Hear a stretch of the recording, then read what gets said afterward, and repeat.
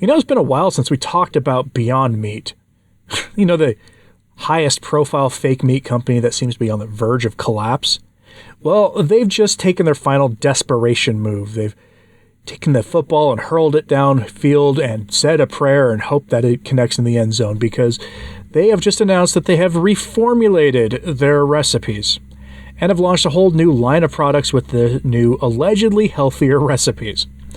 And that's not that surprising. Well, why this is worth talking about is because of, one, the assumption they make underlying their reasoning behind reformulating their processes, but also the other reason, which is that they are focusing doing a lot of heavy messaging towards what are probably paid articles in normal food websites and magazines. And these are normal websites. These are not for people on the kind of diets that people in our broad sphere of things in the keto and carnivore world are talking about. No, these are diets and these are magazines for normal consumers.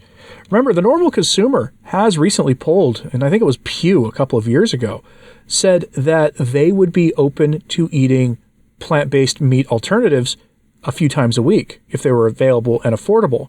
And it was inflation that caused the demand for fake meat alternatives to collapse.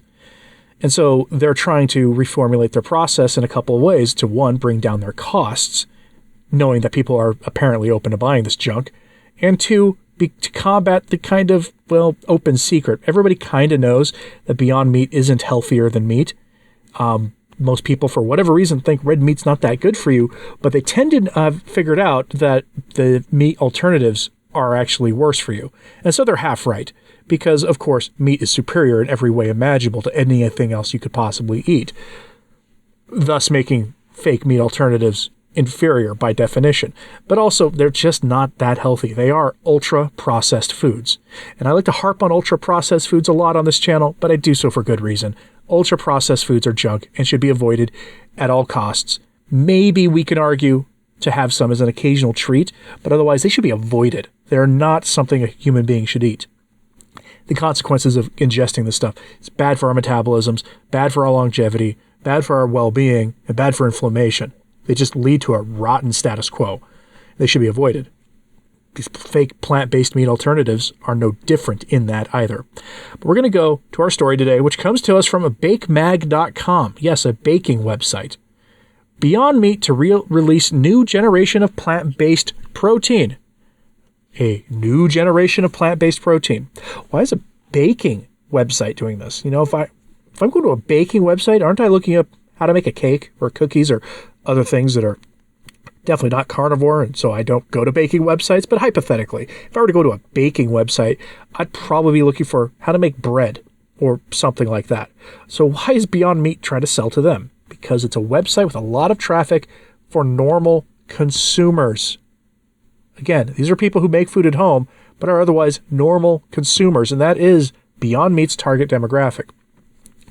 You notice Beyond Meat's not selling a lot to vegans. Vegans aren't really... There's a stage when a person becomes a vegan where they're eating plant-based meat alternatives, but after a while, most of the time they move away from that stuff. They find other sources of protein. They convince themselves that some lentils and beans and things are good sources of protein, or tofu is, not knowing that most of that stuff isn't bioavailable, or at least not as bioavailable as, say, the proper human diet foods are, different kinds of meat. But that's who they're marketing to, are normal people who are just trying to do, quote, the right thing by eating plant-based meats instead of the real thing. That's why you're going to a baking website to see these articles. Let's hear from Beyond Meat what they're doing, though. Quote, Beyond Meat is set to release its fourth generation of Beyond Burger and Beyond Beef products. The reformulated plant-based meats were designed with an emphasis on nutritional benefits, according to the company. The updated recipe now features avocado oil, which helped reduce the saturated fat content by 60% to 2 grams per serving, 20% less sodium, and nutrient-dense ingredients like red lentil and fava beans. Beyond 4 represents a transformative step forward in delivering plant-based nutrition to the consumer in the form of meat, said Ethan Brown, founder and chief executive officer of Beyond Meat. The development of the new products occurred within an ecosystem of leading medical and nutritional experts and were designed to meet the standards of national health organizations to create a product that delivers the taste, satisfaction, and utility of 80/20 beef, yet is demonstrably healthier. Sorry. Every ingredient in this 4th iteration was thoughtfully selected to bring the nutritional power of plants. Beyond 4 products are expected to roll out into retailers across the United States this spring. The launch follows the Beyond Stack Burger, a smash-style burger for home cooking, which debuted in August. End quote. So most grocery stores sell their Beyond products in the meat case or in the freezer aisle. I have never seen this Beyond Smash Burger. What I have seen is the conventional Beyond Meat, and it seems to be taking up smaller and smaller spaces in the meat case, and I take that to be a very real win.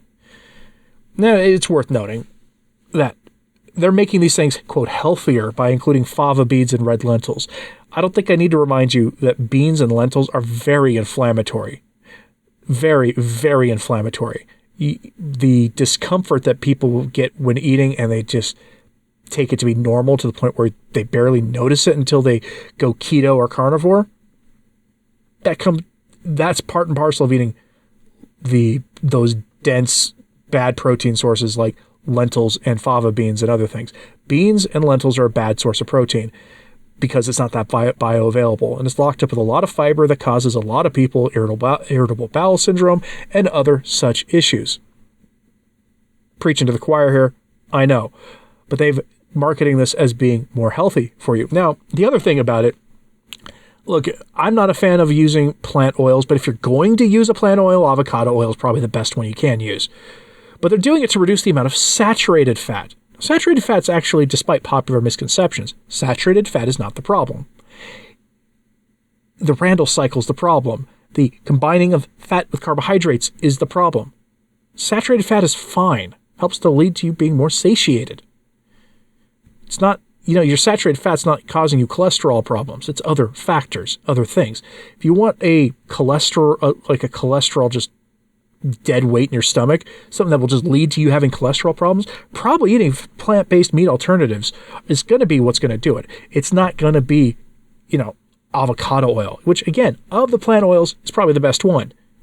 But you'd be better off just using beef tallow or lard or even chicken fat. Those are probably going to be better for the typical person in terms of health. Of course, you can't put those in a plant-based meat alternative, but they're not interested in making... They define health under the presently accepted paradigm in the scientific community of what constitutes healthy eating. And plant-based meat alternatives are not healthy. They're just not. The best we can do for your health is to adopt an ultra-low-carb, animal-based lifestyle of some kind. Carnivore diet, obviously I'm biased towards, but the ketogenic diet works as long as you stay away from keto treats. You want to do wonders for your health markers, adopt that lifestyle.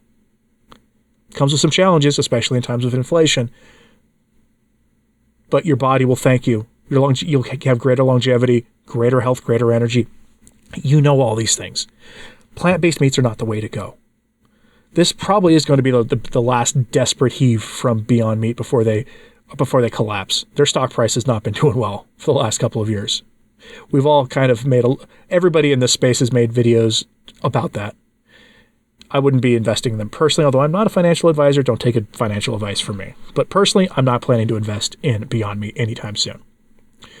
Let me know what you think of this in the comments. Do you find their reformulating Beyond Meat funny and a sign of desperation? Let me know in the comments, and hit like and subscribe if you haven't. It does help. So does sharing this on social media. That helps too. I'm Anthony Stine, the Practical Carnivore. Thanks for tuning in.